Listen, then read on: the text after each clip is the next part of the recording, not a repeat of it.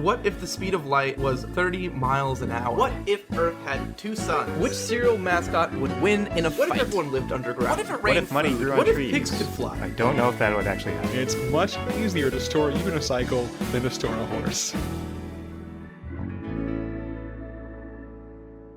Hello everybody and welcome to Absurd Hypotheticals, the show we overthink dumb questions so you don't have to. I'm your host Marcus Lehner, and I'm joined here today by Chris Yee and Ben Storms. Say hi, guys. Hey, I'm Chris. Hey, I'm Ben. Do you guys have your fancy tiaras and your long flowing dresses at the ready? Because today we are going to be talking about Disney princesses. Specifically, which Disney princess would have the best crime spree? Are the dresses and tiaras a special thing for you for this episode? Because that's kind of just my normal podcasting attire. Oh no, I'm entirely in a banana suit each time. Oh, okay, cool. All right, that makes me feel better. Which one's better? I think Ben's is maybe after listening to this episode we'll find out. May or may not come up. Here's a preview of our Would You Rather question. But no, we are as ridiculous as our podcasting efforts are. This premise is also ridiculous. We're taking Disney princesses, and we've each picked a Disney princess and the ideal crime spree for them to go on. Yeah, this idea stemmed from us wanting to do a fight with Disney princesses, and Ben was like, I don't like that idea. It's weird. I wasn't happy with it. Okay. Yeah, it is a little weird. It's a little weird. Yeah, besides Mulan being like a fighter, like it's kind of weird to just imagine Cinderella just like coming up and like decking somebody. Well, and also like technically now we could do like Mulan, Rhea, and Elsa. Yeah, there are fighter princesses out there. It could work, but it feels like a cop-out to not put a traditional Disney princess in there, and that feels weird. Yeah. So, again, we're just going to go through and describe what we think their best crime spree was going to be, and then we're going to chat about it afterwards to see if we can determine between us and come to an agreement. What's a quorum? Is that the thing? Come to a quorum on which one is best? I don't think I've ever heard that word.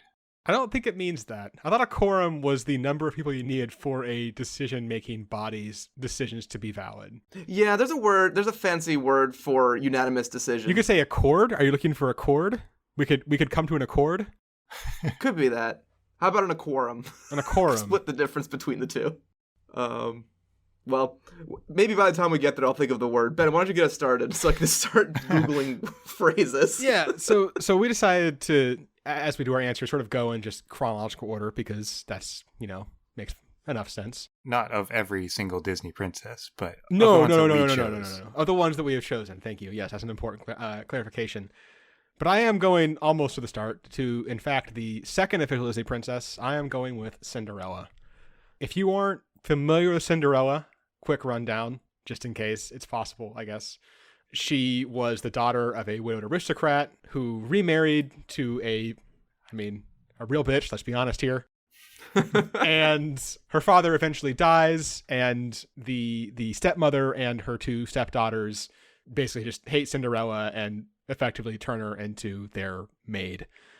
Eventually there's going to be a ball where the prince is going to pick his...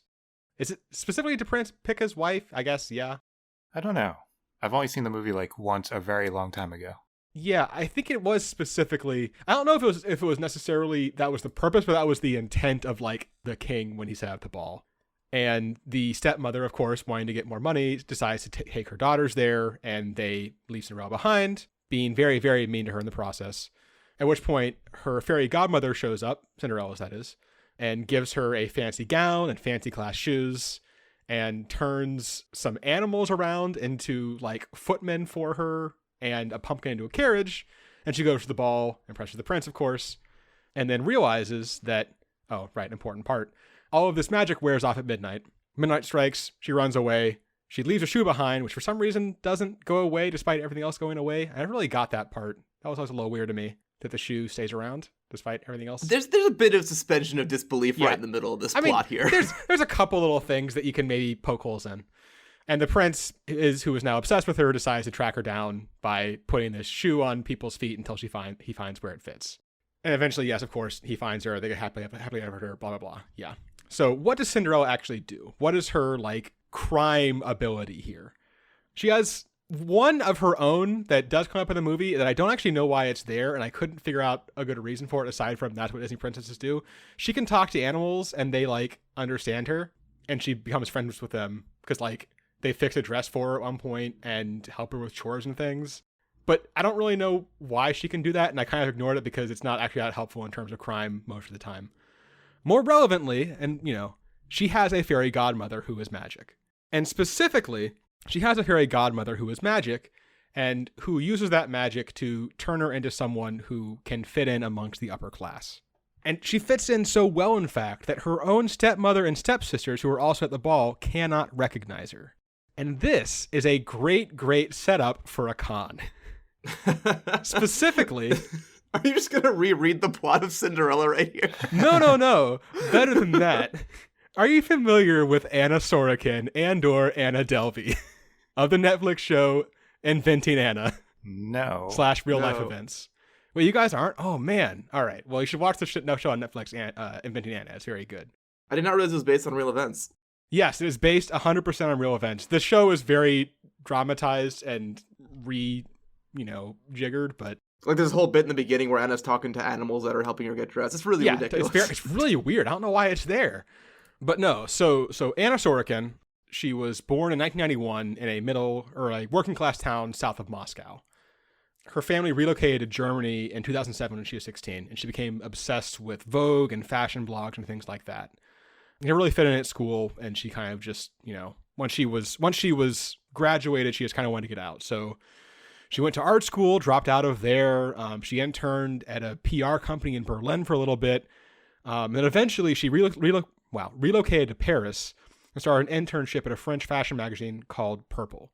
And during this time, that's when she starts going by the name Anna Delvey, which she claimed was based on her mother's maiden name, but her family said, no, it's not. She just came up with it. And eventually, in 2013, she went to New York City and went to Fashion Week. And she basically started this long, complicated con where she wanted to create her own private members club and art foundation called the Anna Delvey Foundation. And she just basically through raw charisma would find, New York socialites, ingratiate herself with them, and then basically just get them to pay for things for her, right? She'd go out to dinner. And throughout all of this, important note, she claimed that she was a German heiress and that she had a $60 million trust fund that was stuck in Germany. So she would go out to dinner. She would, rack up these huge bills with her friends and then claim that, my money's locked up. My car's not working for some reason. Can you cover it? She'd do this, thousands of dollars at a time. And with her bigger plan for the this foundation, what she eventually wound up doing was becoming dangerously close to getting a $22 million loan from City National Bank. She was denied by City National Bank. She came dangerously close to getting it from Fortress, which is another lending company, and even got $100,000 out of City National on a temporary grant to pay for fees to get the loan from Fortress. And it really only fell through just because there were weirdness. She had made her financial documents in Microsoft Word, and there was just weirdness in there, and Fortress was just like, you know what? No, we're eventually not going to do this. But overall, in terms of what she managed to get out of banks and socialites and people, all this, she is able to con her way into roughly $275,000 of experiences, plane tickets, hotel rooms, straight cash in some cases from banks through various means. And really, if you think about it, her story is very similar to Cinderella's. She is a working class girl who figured out a way to make herself look like she is in the upper class. So much to the point that people started believing her. And I think that Cinderella, if she was not quite as nice of a girl, could do the exact same thing, except that instead of just having Microsoft Word, she would have literal fairy godmother magic. That's pretty good. Is there any limitations on what the fairy godmother is allowed to help with? Yeah, I don't really know the rules behind the magic. I mean, I kind of looked into them. There didn't seem to be any. Her goal was just to go to a ball. It's also an old enough movie where they probably didn't really worry about that, setting limitations. Which is to our benefit. Yeah. So, as I see it, Cinderella could run the exact same con that Anna Sorokin did. except that with the power of fairy godmother magic, she suddenly has all the things that she needs to prove that she is who she says she is.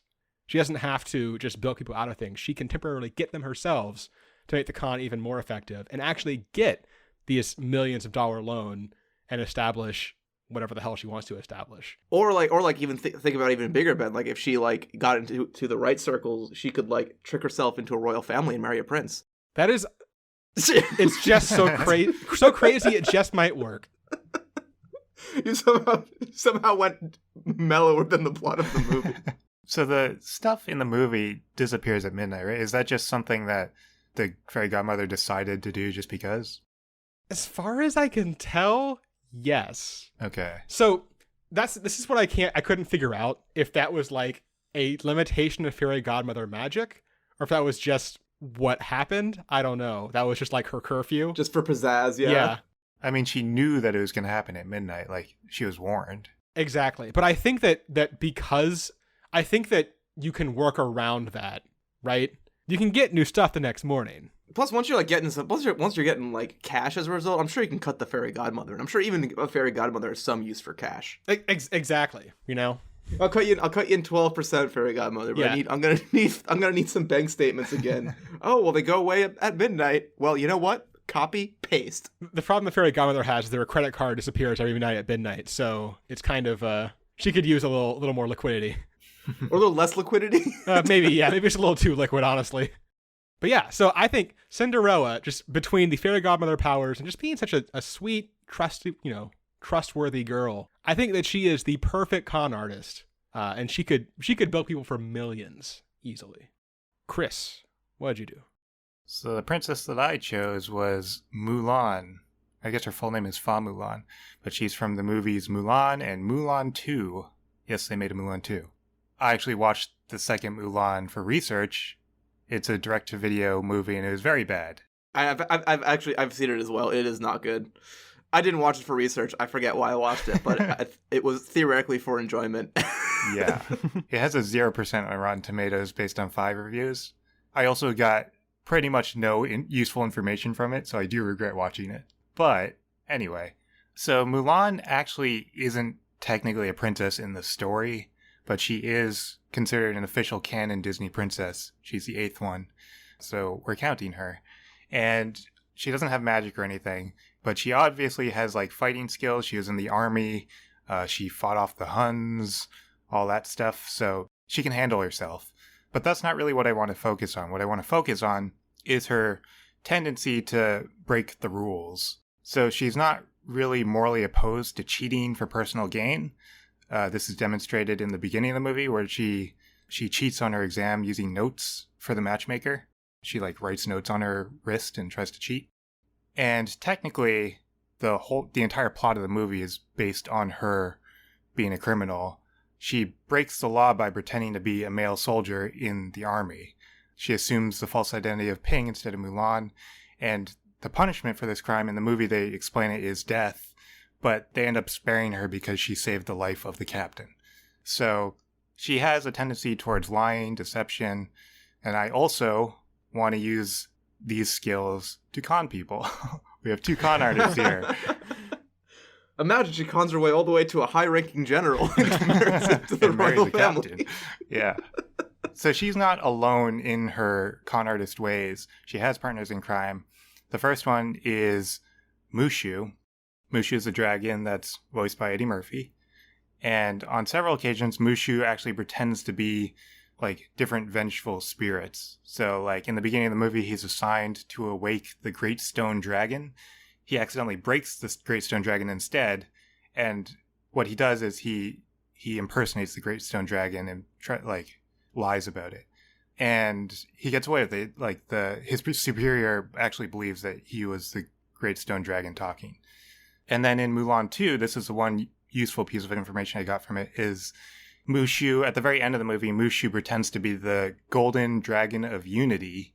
And him doing this somehow solves every conflict in the movie magically. I don't know why, but yeah, it did. And demonstrated through these 2 things, he is a very good showman. Like, he has good showmanship. Even demonstrated when he first introduces himself to Mulan. He makes it like a big fiery entrance with him having like a big shadow and like he's big and bombastic. So it just demonstrates his showmanship, which is a good quality in a con artist. So that's our first partner in crime. The second partner in crime is Cricky, the lucky cricket. And even Cricky commits fraud in the movie, because near the end of the movie, he reveals that he is not actually lucky, but everyone believes that he is lucky. So, con artist. And then she also has a bunch of students under her. I guess not technically students in the story, but Shang Li, who is the captain, Yao, Ling, and Qian Po, those are like three other soldiers. They all, at the very end of the movie, they all learn from Mulan how to commit fraud because they all dress up as concubines and try to sneak into the emperor's palace. So she's a good teacher in her con artist ways. So Mulan, expert in fraud and identity theft, and all this started to remind me of the movie Catch Me If You Can, very good movie, starring Leonardo DiCaprio, and it follows the life of Frank Abagnale, who is known for many instances of fraud, forgery, falsifying documents. Throughout his life, he pretends to be many different occupations. So he pretends to be a U.S. Customs official, a pilot, a doctor, an assistant state attorney general, a sociology professor, and on his resume, he falsifies his resume to say that he has experience in the LAPD and it's in Scotland Yard. So, lots of different identities. And he's eluded the FBI on many occasions.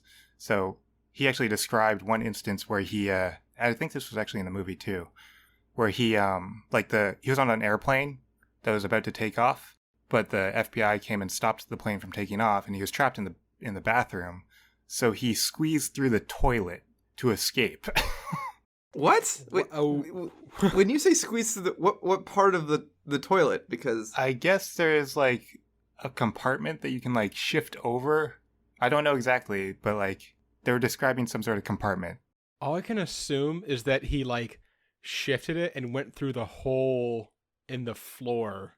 Yeah, it said that he ended up like outside when he did that or something. I don't know. maybe it's like a bigger hatch maybe it's like a bigger opening than we think that just goes out. My guess is that he went through the hole beneath it that like the pipes go through. That makes that's the only thing that makes sense to me.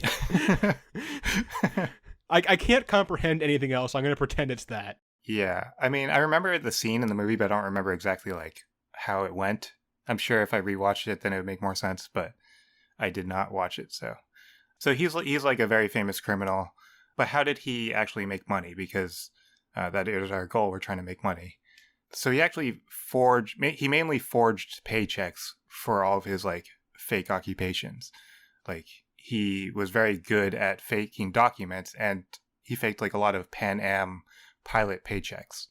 And Mulan herself doesn't really demonstrate any like instances of forging documents or anything, but Cricky does. So in the movie, Mushu and Cricky, they both forge a document from the general to convince the army or their unit, I don't know what they call it, I'm just going to call them the unit, to move to the front lines because they want to get into the action. And Cricky uses his feet, he like dips his feet in ink and then like types it up on paper, and it convinces them they go to the front lines. So, and they actually, in order to deliver the document, they like dress up this dummy thing. It's like a dummy made out of hay or something, and Mushu is speaking for the dummy, and then Cricky is like making the mouth move, and that's how they fool them. So that's just like another mini instance of them conning someone. But they can forge things, which means that they can forge bad paychecks. And Frank Abagnale, during his, I think it was like a 10-year crime spree or something, he claims to have cashed $2.5 million in bad checks, and he logged in 2 million air miles as a pilot.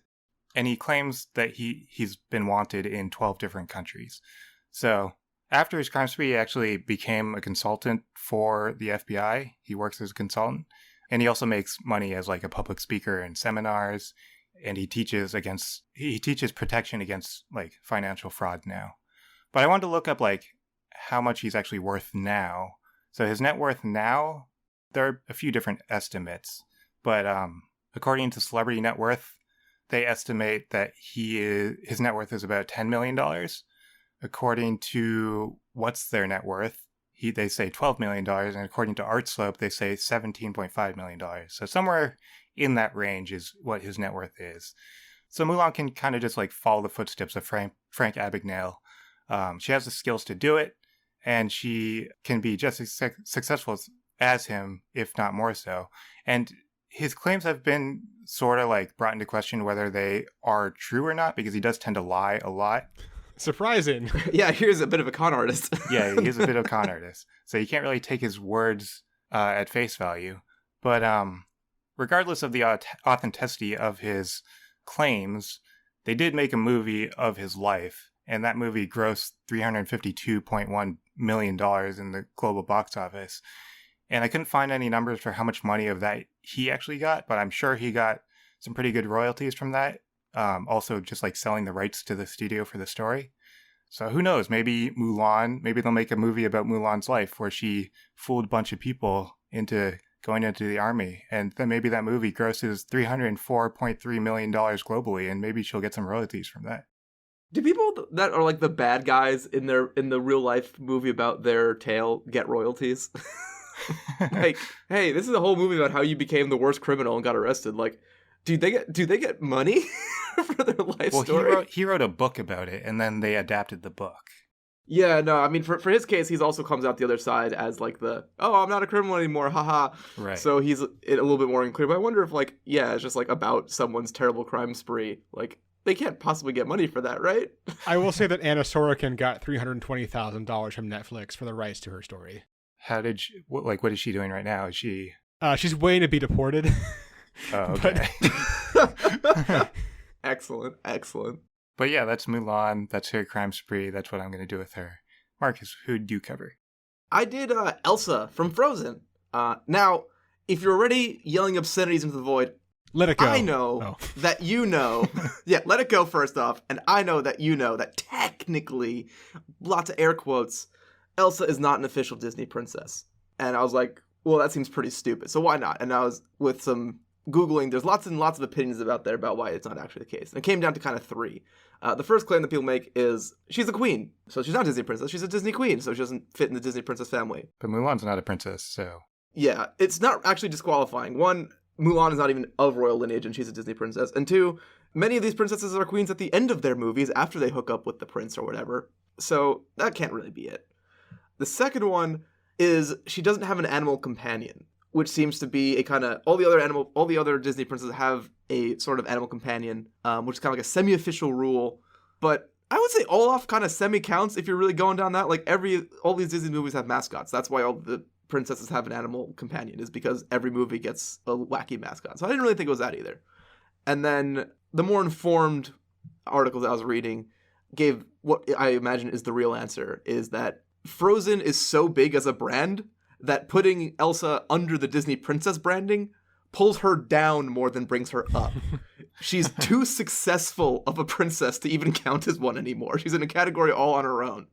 Plus, she's in the Disney Princess Lounge in Ralph Breaks the Internet, so, I'm counting her. Does Belle have an animal sidekick? I can't think of one. There's a horse, but it's not like a sidekick. It's just kind of a horse. Does the Beast count as an animal sidekick? But anyway, back to Elsa. For those of you less familiar with Elsa, Elsa is basically a princess who has magical ice powers. She can create snow and ice in all sorts of shapes and sizes, including, she's able to create herself a giant, huge ice palace and also be able to create like animated snow minions and blast bolts of ice all around. Really just anything that is snow ice related, she can just generate. Pretty handy abilities. But what do you do with it? Some of the things I considered but decided not to go with. She would be definitely powerful enough to just raise an army of snow minions and like take over a country or something, or like start a war, or like do a whole bunch of murders for hire. Oh, so war crimes is what you're doing. So she could very much like just use her ability to murder masses of people to her advantage if she wanted to. But I'm not going to do that because I don't think that's really in her personality either. What I ended up going with is insurance fraud. So insurance fraud is actually a pretty big problem, like more than I thought in the country. the fraud to claim ratio for insurance companies is about 10% in the US, which means like 1 in 10 claims that a company gets is fraudulent, which seems pretty damn high to me. Wow, yeah. And so there's a bunch of different types. Actually, the most common one is automobile related. Generally, what they count as the biggest category of fraud is people who just fake having auto insurance and then like pretend that their their fake paperwork is good. But then there's like more typical things you think where people like torch their own cars or fake accidents. Apparently it's a pretty big problem down in Florida because there's a law that states like in any accident, regardless of who's at fault, they have to cover a certain amount of medical expenses. And I think it's like up to like $10,000 or something. And so people will just like fake getting injured, put in the claim, get the $10,000, and then they don't have any actual injuries, so they just pocket it. But I'm not gonna say that Elsa should go commit a bunch of arsons, but that's only just because one of the bigger things that you can claim insurance on is like your house. And fire is not the only way you can damage a house. Another way you can damage your house is water damage. And one of the most common ways that water damage happens in a house is you either have a plumbing or sprinkler pipe that freezes and bursts. And wow, how could that possibly happen when Elsa's staying there? I'm gonna say this is a good system because it's gonna be nigh impossible to show that it's her who's the cause. I think you have to go through and conspire with other people so that she's not just destroying her own house over and over again. That might end up casting some suspicion. If like, wow, the pipes I'm the only person with magical ice powers and my pipes keep freezing for no reason. Yeah, I was gonna say, isn't she like publicly known as this like the Snow Queen? Yeah, exactly. So she's definitely going to be doing it, conspiring with others, because if someone else's pipe breaks, who's going to believe that the Queen of Arendelle went to your house to break your pipes? Nobody. That's the least likely thing besides just the pipes breaking like normal. And there wouldn't be any signs of like any external, typical ways people would try to do it. This would be like, this is a magical cause, but you would never assume the person who does the magic would be doing any of this. But I do kind of want to see like what happens like when a whole bunch of insurance claims start coming back to back, like at what rate could you kind of reasonably expect to get away with this before you get caught or anything. So I started looking at arsons as a comparison point. So the most prolific arsonist I could find is aptly named Thomas Sweat.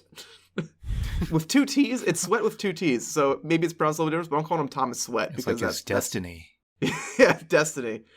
This guy committed 350 arsons over 30 years before he eventually was caught. And this guy was not exactly a rocket scientist. He basically just had the same procedure, which was he'd fill a milk jug with gasoline, use like clothing or cloth as a wick, and then just throw it at someone's house or into cop cars on occasion was kind of his MO. And like his story was that he would just like went to a bar and like found this guy attractive and was like, ooh, I'm gonna follow him home. And then instead of like stalking him like a normal stalker, just like lit his house on fire. And then just kind of kept going with that. But again, not a rocket scientist. Also, he stayed fairly local. Like he didn't travel very far for these. And he wasn't in some, middle of nowhere county. He's in Washington, D.C. And it's 350 arsons, and it took him 30 years to catch the guy. And the only reason they ended up catching him is because like murders happened. People were starting to die in the fires, in which case, actual full forensics teams come in and like match up his DNA and whatnot. So if he can just throw milk jugs of gasoline in places and not get caught for 30 years in Washington, D.C., one of the more heavily policed states to my, police locations to my knowledge, I think it's fair to say you could probably keep up a fairly similar rate with your magical powers. There is one other thing, though, is that if you're looking at making money on this scheme, the thing about insurance is that the idea is it pays for the stuff that you lost. If your house is crummy, you get a low payout. If you're buying a bunch of expensive things that you then damage and then claim you've lost, well, you just paid for them. You're kind of just breaking even-ish. So the other thing that Elsa's powers come handy for is with generating value for your eventual claim. You can bring in an insurance adjuster and get the house evaluated for the value, or have photos or evidence that, hey, I had these things of value. And what are those things? Thing is, it's gonna be fake because she can make things out of ice. Her giant ice palace that she created, while beautiful and intricate, she has the talent and the ability to make whatever shape she wants. She really didn't make herself any furniture. A lot of big empty rooms. And everything was very clearly just made out of ice. But it wouldn't be very difficult to take like a house shape or a snow shape that's very detailed and defined and make it look like the thing it's supposed to be. Like if you made like a couch, you could just put some fabric over it. Or if you made like a staircase or something, you could just like paint it or carpet it. Like you can just put on the fake finishing touches on top of all these things. And you can very easily make a lot of expensive pieces of furniture. You just need the rough shape. Yeah, you just need the rough shape, and then you just put the last layer, and whether it's, again, paint, fabric, whatever the heck you want to put on there, you work it out. You play around with it until you find the things that are the best. I mean, heck, you could make like a marble statue, shape, and then cover it with, gray paint and be like, this is my stone statue that was very expensive, that is now lost. But probably one of the better ones for like cost versus like space and ease and all that is she also makes her own clothes. Like she makes the classic blue dress that she wears and all the things. She made that. She just magically made herself that ice dress. And dresses are expensive as heck. Wait, so are those dresses made of ice or are they cloth? So basically she's wearing, so the way it works is she's wearing the dress, then she she moves her head, her dress transforms into her dress, but then she also adds on like a whole flowing cape onto it that was not there before, like extra new material added to it. And it looks like fabric. It might be icy shaped fabric, but I mean, to the eye, it looks like clothes. They never show anyone else wearing the clothes. No, and I don't think they really show. I don't think you ever see her take it off and like put it in the closet or anything. But again, nobody has to. You just have to fill up the closet with these expensive dresses, and then be like, oh man, they got destroyed in the flood. I did look up to see like what her dress would be like. If she's making these fancy dresses, what would each dress cost be? And the range I found is anywhere from $30 for a cheap costume version to $6,000 for a copy of that dress. So hers are going to look pretty good, close to the real thing. So they're going to be closer to that $6,000 number per dress than the other one. Of like the real life version of what she wears in the movie? Yeah, like a cosplay version of her dress. So it's a pretty simple plan, and what you can do is you can spread it out too. Like you can go, I imagine as a diplomat queen, she's going to be traveling around a bunch. So, you just go and you just hit a few places, each city you go to. There's just 3 unrelated flood claims on, 2 or 3 different insurance companies. The pieces never get put together. It takes you, besides setting it up and doing like the little bit, finding people to do it with, no time at all. She just magically does it from wherever. I'm not sure how close she has to be even. And yeah, there you go. She's just insurance frauded up. You could branch out a little bit. Like there's some smaller game, like I was talking about the stage automobile accidents. You could icy roads and all that. You can make some of those. You could do like some personal injury stuff at businesses. Like, oh, I slipped on this ice patch outside your building. It's like, it's not even icy out there. Well, there's an ice patch clearly right there that I just tripped on. You're turning her into what was on Better Call Saul? What was his Slippin' Jimmy? Oh yeah, Slippin' Jimmy. Yes. Yeah. Slippin' Elsa going around, Slippin' Ellie. But again, that'd be more smaller time stuff. I mean, if you're working on buildings, I mean, each of these claims can be in the 6 figures. I actually remember when I was at one of my previous jobs, I was reviewing like insurance claims, and it was like people would have like the pre pictures would be like this janky kitchen, and then they would like replace it, and like the kitchen is like marble countertops, double ovens, like Italian design cabinets, and it's like, you upgraded, but the insurance still paid out on it. So even if you don't make fake furniture, you can still make a buck or two. But we do not encourage insurance fraud. Yeah, this podcast is not encouraging insurance fraud because 10% of claims are fraudulent. They have lots and lots of systems and very big departments to catch people making fraudulent claims. And people will check on your stuff, and people will review things, and they're onto the tricks. So they're not onto literal magic, but you, a listener, a person with human abilities, and not too many superhuman abilities, we don't recommend it. You're going to get caught, and it's not going to work out in your favor. So that's the official podcast advice, is don't commit insurance fraud or confidence tricking or, well, con artist thing again. And definitely don't do any of the murders that we didn't even cover here. So now we gotta think about which one is best. Any gut feelings to start with? Which one is best? I will say that a point against Cinderella is that she does have a history of leaving clues behind. which is maybe not ideal, but I think you can work around it. Always leaves one shoe at the crime scene. Yeah. So I don't really have any gut opinions. I think Ben and I are pretty similar in terms of like our methods. I will say that the one advantage that the Cinderella / Anna Sorokin plan has is that technically you can just go legit at some point. If you get like a big loan and actually start a business, and that just becomes a profitable business, you can just suddenly be a business owner and no one's going to care where your money came from. So do you know how much money she got? Like, you said that they turned down a few loans. The loan that she almost got was $22 million. Okay. And I think she successfully got, she got $100,000 out as like an advance, basically, from a bank that had turned her down for the bigger loan. Well, so I guess if we're going to start this conversation, we kind of picked out like a few, what would you call them, criteria for like who would be Judging. most successful. Yeah, judging. Do we want to just go, because that might be easier way to like discuss it. Let's do that. Yeah, it'll put up some flaws and some strengths. Yeah. So the first one is, who's expected to get the most money? How, like, which crime spree would be the most profitable? So you guys again are going to be kind of fairly similar. It seems like 20 million. Do you want to use that as a rough estimate of like you kind of do it, you're in, you get the 20 million, and then you're out. The insurance fraud one's definitely a bit slower. Like, I feel like each case, like on a good one, you know, maybe you make say 50K if you're doing like household type stuff. You know, I'm sure she'll have powerful friends with more expensive things, but they don't actually. Probably in that case, probably 100. Again, if you're making a little bit of furniture, you're making some expensive dresses and things. If you profit out 100K and you do one like every other month, if you're mixing it in with a queen schedule, she doesn't seem very busy in the movies, but let's pretend she's got shit going on. So to get to $20 million then at 100K each, you're looking at 200, right? Yeah, 200 months. So probably be like 10, 15 years down the line. 600K a year.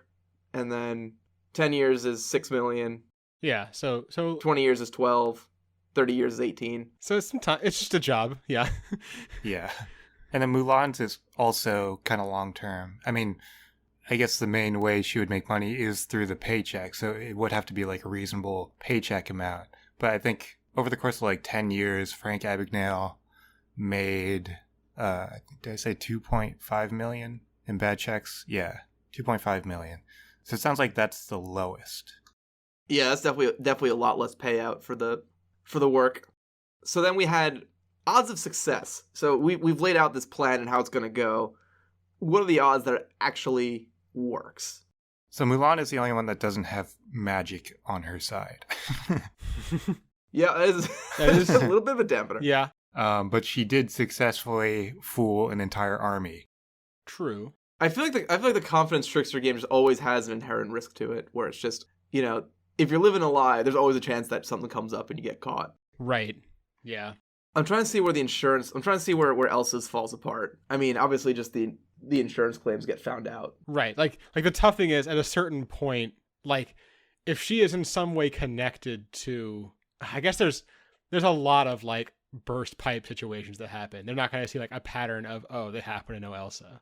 Yeah, like it would be like, oh wow, yeah, Elsa was traveling to these 4 cities, and these 4 cities had pipe breaks on these days, and it's like, oh wow, I found a pipe break in your city every time you visit. It's like, well, what about the next day? Well, yeah, there was one there too. Right. You know, it's like if you're doing one every couple months, it's not going to be that's going to be a blip. It's not going to matter. I guess the question is, at some point, does someone? I think the biggest risk to Elsa is someone rolling over on her, right? Yeah, the conspirators. Yep. You know, at a certain point, like this is a conspiracy, and eventually someone probably talks or let something slip or something, right? Like, yeah, yours involves like cooperating with a ton of other people. Yeah, and plus, like there's also what opens up is also the money trail, because you'll have to collect on from the payout from the insurance. So they'll need to be, she will get caught on the, follow the money would be the way to there's get gonna Elsa. Be some tax she problems. She doesn't get all of the money either, right? She splits it. Yeah, of course. Yeah, so probably higher risk in the insurance fraud plan. Yeah, I think following the money I hadn't really considered much until now, but that does maybe a little bit less. I think our odds are still pretty good. So yeah, we had odds of success separate from odds of getting caught. We kind of just talked about both I think of them. those are there. kind of the same thing. Those are basically, as we were coming into this, we were like, oh yeah, that's totally different. They're exactly the same, it turns out. Never mind. Yeah, well, it's more like, well, I'll say this. There'll be a payout for Elsa no matter what. There's a chance that both of you get dumped or never make it far enough in your confidence game to get anything. Yeah, that's a good point. So I guess I don't really have too much chance of, literal failure, but I do always have a chance of getting caught. You're high floor, low ceiling, but also your floor is also getting caught, so that's kind of also a low floor. Who knows? Anyway. Sustainability. Ben, yours was like more short term, right? It's short term. Basically just getting a loan and then technically, like, also, you get a loan, Ben. Do you pay, how does that work? Do you just run away with the money? well, the actual Anna Sorokin's plan was to legitimately, well, at least what she says, was to set up this, like, members club, right? In which point, assuming that becomes a sustainable business, she pays back the loan through the proceeds of that, and then she's just clean, right?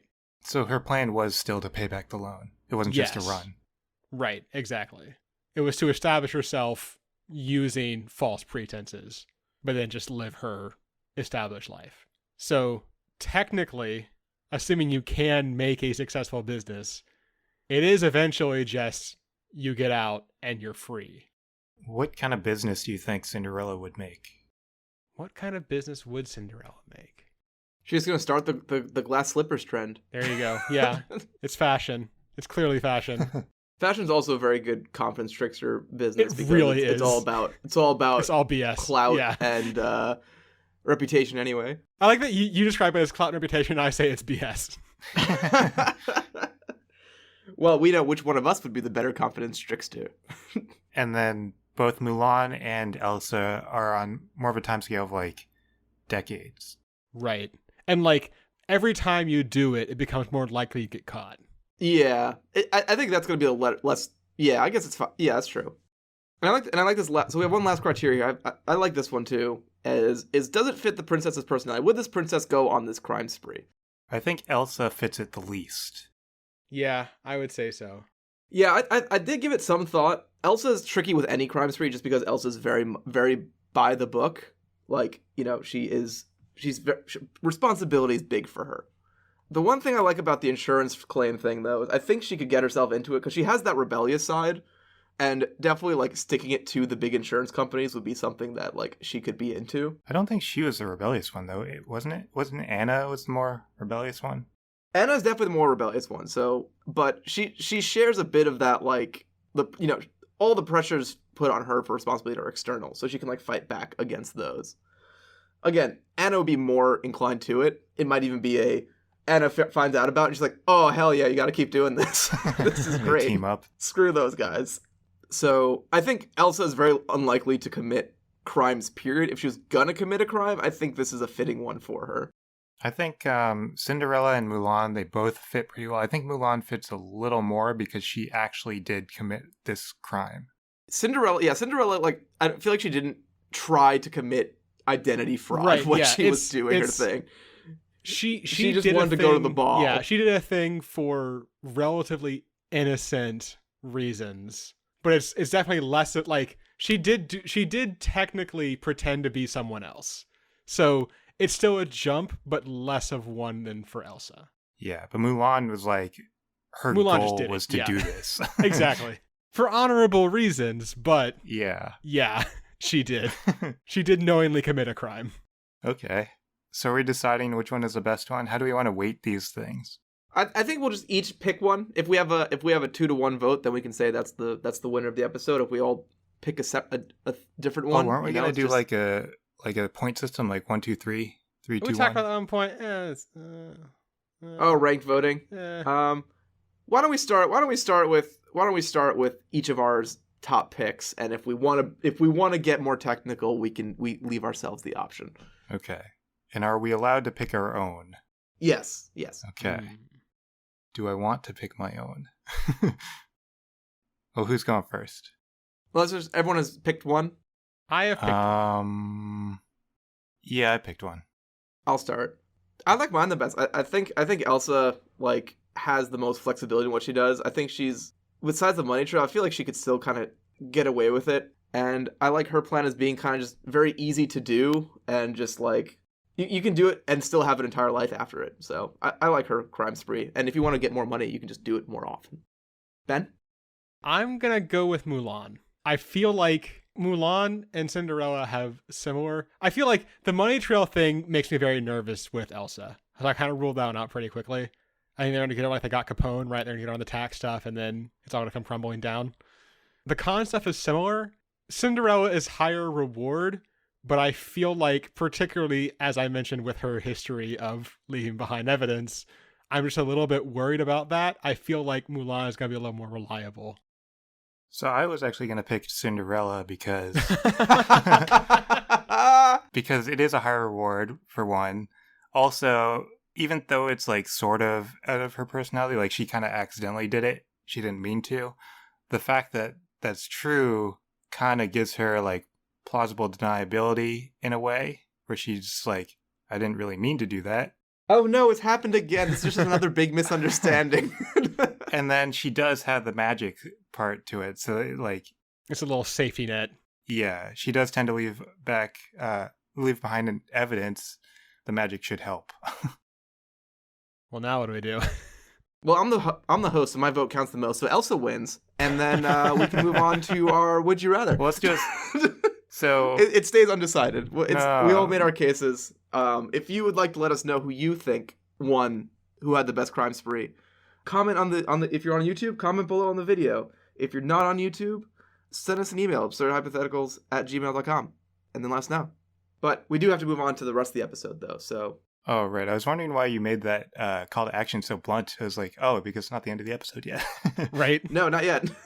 There's more to come. I do like that Marcus is like, let's move on. And Chris is like, no, we need justice. Marcus, are you ready for Would You Rather? Yes, I am. Would you rather have an extra eye or an extra arm? And I'm going to say the extra eye is like on the back of your head. Oh. And the extra arm is... On the back of your head. Anywhere, I guess. I don't really know. I don't think the placement of the arm makes as much of a difference. It can make some difference. I feel like it has to be looking forwards. I guess Or facing like on forwards. your stomach or chest. I guess on your chest. Your third arm is on your chest. So it's like in line with the others, but just in the middle of your body. Yeah. Okay. All right. So my first thought is I used to have a bit longer hair, and it drove me fracking bananas when it would go over my eyes. And I imagine that's going to be a perpetual problem if the eye is in the back of my head, unless I like You're going to have to shave shave your myself. head. Yeah. you have to shave the head, or like, oh, what you could do is you could just get a special hat that it's like a baseball cap, but you just have like where it's open, you just put like a little bit of like of a mesh so people can't see your weird third eye, but you can still look out. That way you get the benefit of your third eye, and then it's still hidden. You get a freaking like two-way or like one-way mirror on the back of your head. Well, they have like Halloween masks like that, where it looks like you can't look out, but you can. Yeah, it doesn't have to be, it just has to be like a little black mesh or something. Yeah. I mean, the eye is definitely easier to hide if you don't want to use it. Is it just grosser, though? I'm worried about being gross, is what I'm worried about. I'm worried about being a gross person, because I have an extra thing. I mean, both of them are useful and both of them are gross. Yeah, I know you're gonna be focused on the practicalities of it, Chris. But for me, I'm worried about the social of it, where am I gonna be able to make more friends and have longer term relationships with 3 arms or with 3 eyes? And I think it has to be the extra arm. Because it would be too weird. For me, it's too weird for the person to have the extra eye. Once I know them, I know it's there, and even though it's hidden, it's gross. It's grosser to me. I don't like it. See, to me, both of them are kind of similar in their level of weirdness. They're not like, I don't think one stands out over the other. I would say the extra arm stands out over the extra eye. As weirder? It's weirder, yeah. Like, So it's you just think the much opposite more. of Marcus? It's more noticeable, definitely. Yeah, I think it's weirder. But like, if you know that the person has that. Like I guess the problem is having a third arm drastically changes with what you're capable of, aside from just seeing more, right? Right. Yeah, it makes you much more capable. Yeah. Does it? Like, I can't imagine something I can only do with 3 hands that I can't do with 2, besides hold 3 different things instead of 2 different things. You can type with 2 hands while also using a mouse. I can finally chat while playing World of Warcraft. You're saying you've never run out of hands when you're trying to do things? No, not that I haven't run out of hands, but like, how many times is it going to make a real difference in my life to have that 3rd hand? Think about how much easier it would be to juggle. Yeah. Well, no, because is it only juggling if you have more balls than hands? It would make juggling incredibly difficult. Okay, fair, maybe. You could juggle 3 balls a lot easier. But yeah, no, I feel like adding the 4th ball is going to be a lot harder all of a sudden. I was going to say you could be a great boxer, but I don't think you could actually generate much power with the arm in the middle of your chest. Do you have to? It's just point-based, right? Well, I mean, at a certain point, no. I don't know. I also don't know, would it be a right arm or left arm? Or like, Well, I think you would still only have one dominant hand. well, what side would the thumb be on, I guess? Oh. I'm imagining it like under my right arm as an additional arm. Yeah, I guess that's also a way to interpret Oh, it. that's fair. Yeah. I guess we could modify it to be 4 arms or 4 eyes and have 2 sets of eyes on the back. That's probably easier for the eyes, too, because we have binocular vision. It's easier on the eyes. Because then you have full functionality for both pairs. So I was going to say something about needing to get, a bunch of custom-made clothes, but I'd also go through contacts twice as fast. So there's going to be a financial component on either one of these. You would also probably just learn how to sew a sleeve on and then just do it yourself for most clothes. I don't think you would order a custom shirt every time. I mean, like, take it to a tailor and tell them put another sleeve on there. They could do that. Oh yeah, but I mean, eventually, like a t-shirt, I think you would do yourself. A sweater, you would bring to a tailor. Yeah, all right. That's fair. Like, yeah, I guess I feel like the eyes don't actually do anything for you. It's just that having the extra arm is really weird. I mean, having extra eyes on the back of your head would be useful, I think, in some cases. It's just there are less situations where it's useful. There aren't that many cases, right? I mean, I guess most things are designed To be looked at, yeah, like to look to be forward. in front of you. You'd be like really good at like paintball or like like where you try to observe all around you at all For times. like sports. Yeah. You'd be good at sports, but you'd also be good at sports with 4 arms. Right. Unless it's like soccer. Wouldn't help much in like basketball, probably. It might. Would it? It's extra arms to block. I guess, yeah. You could clog up passing lanes really well. Yeah, I guess just general purpose extra arm feels better from a functionality perspective. For like an office job, the extra arms feels better. That is definitely true, which is very funny. That it's more useful in an office job than like sports. And then the eyes is better for sports. Yeah. So for most of us, the answer should probably be extra arms and deal with the tailoring consequences. But then, I mean, Marcus is concerned about the social aspect of it. Yeah, to me, it's this. To me, all the practicalities and all that really don't matter. For me, it's like I could see myself dating someone who has 4 arms. I can't see myself dating someone that has 2 eyes in the back of their head. I will say that my reaction to hearing someone has 4 arms would be, that's cool. And hearing that someone has 2 eyes in the back of their head would be, that's weird. So instinctively, I'm in the same boat as you, I think. But I mean, it definitely is easier to hide it. It's just when you decide to tell them that you have 4 eyes. Mm-hmm. Yeah, I can't live that lie. And I think the problem, like, I don't want to be a guy who can pass in public, but then like whenever he gets close to somebody, it's like, oh, but I have to tell you something. I have 4 eyes. Like you're never getting past that stage with anybody. You want to be upfront. Yeah. All right. I feel like we can probably vote. Yep. I'm going 4 arms. It's just way more useful. Also going for I arms. am also going 4 arms. Just can't deal. I just can't. The eyes are gross. Eyes are gross. We have exactly enough of them, and any other number is gross. And it doubles the amount of vulnerable spots on your head. It does. Again, not worried about the practicalities of it. It's just gross. That's all it is. It's just gut reaction, can't get over it. Do you know how many times I get eyelashes in my eyes? It's so annoying. Imagine all the hair that you have to deal with. I saw a meme. It was like, when an eyelash gets in your eye, it's like, you've destroyed the very thing you've sworn to protect. But if you have 4 arms, that's great for you, listener, because it means you can leave us twice as many reviews at the same time with your 2 computers, I assume you have. And maybe you also have 4 eyes, and one's in front of you, and one's behind you, and you're just like double person and just rocking it. So, yeah, leave us a review on the Google Play. Leave us a review on the Stitcher. Leave us a review on the iTunes. Wherever you're getting your podcasts, whatever thing is making our beautiful voices go into your ear holes, let us know that you like that bit. And give us a good review. Helps people find the show. Helps the show grow. Helps the show up on search results. It's all good things for getting the show to be successful. Other things that help the show be successful is your hard-earned dollars. We are effectively con artists because we are just saying words to you and expecting you to give us money. And if it's working, go to Patreon, www.patreon.com/absurdhypotheticals, and become a patron for just $1 a month. You get access to all our bonus content that we release each month for our patrons, and once you are in, you get access to all of it. There's some 50-odd something extra episodes in there, so if you run out of episodes, good place to look for things. Or if you want just a more casual, relaxed atmosphere, we tend to be a bit more off script, a lot more tangents, a lot more casual conversations, a bit more of us just hanging out than having a bunch of prep material. So it's cool.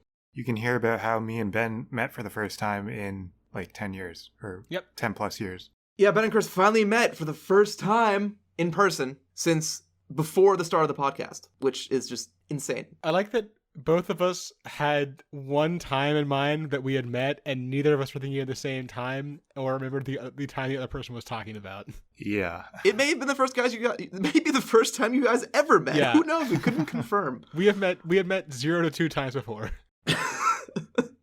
But anyway, even though it won't be in person, we'll all be here next week when we answer the following question. It's going to be a couple questions because we're doing another grab bag where we each do a question around a theme. And the theme of this grab bag is twice as nice.